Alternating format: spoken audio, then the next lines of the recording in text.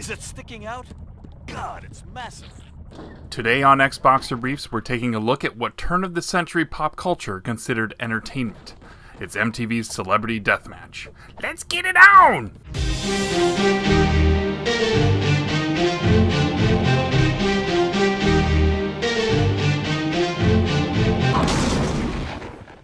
Still hungry for gratuitous violence? Well, these next celebrities are too. Celebrity Deathmatch ran for 6 seasons and 93 episodes on MTV starting in 1998. The focus of the show was lampooning celebrities, musicians, politicians, MTV personalities, and professional athletes via over-the-top professional wrestling-style matches done in a claymation style akin to the California Raisins, but not holding back anything with regards to violence and scandalous commentary. Episodes would usually feature 3 fights playing on known drama between personalities, amplifying rumors or news, and leading to crazy, bloody outcomes that you could never do if not for the claymation itself.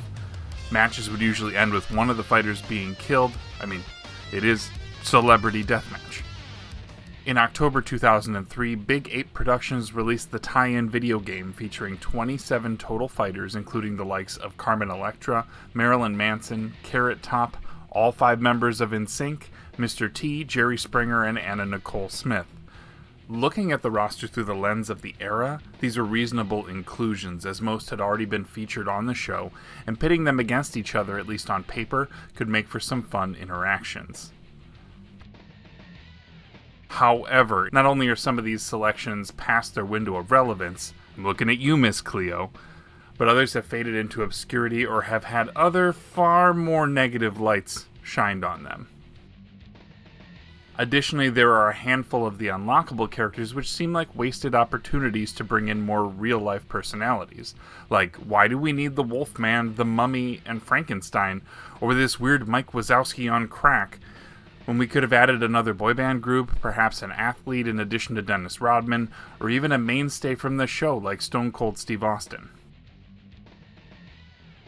Controlling the game is fairly standard fare for a wrestling-style game. Each character has different moves tied to a combination of the face buttons and left analog stick, with some moves suitable for close range, others being ideal from a distance, and some stunning the opponent.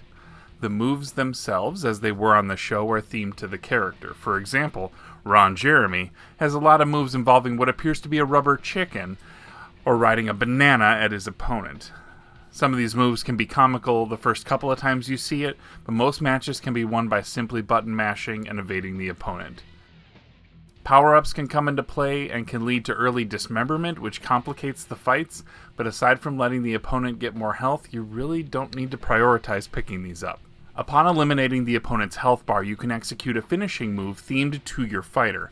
No fancy button inputs or fatalities, just being in the right place at the right time, and this really mirrors the entire game, just a bunch of button mashing leading to a gory finish. That's it! Fight's over! Ladies and gentlemen, we have a winner! There's a modest story mode which will lead to unlocks, but can be accomplished in about an hour and a half. These mirror the show, and you can select one of the 2 fighters from each of the 3 fights. Not all the combinations make sense, but there is also an exhibition mode that allows you to pick any combination of fighters.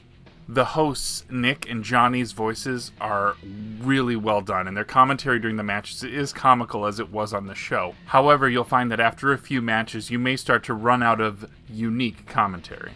The other voices are caricatures and come across a bit on the obnoxious side, which, on top of the already simplistic mashy controls and dated references, really puts this game in a rough spot.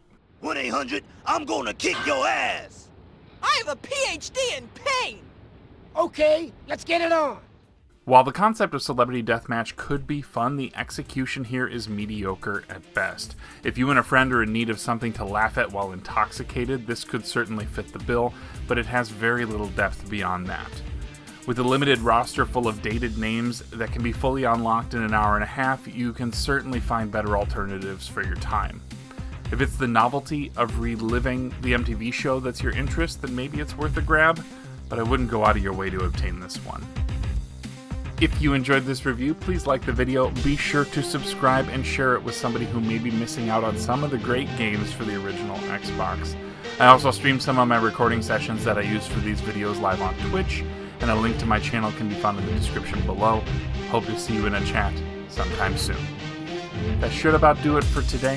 Thank you for watching, and I'll see you next time.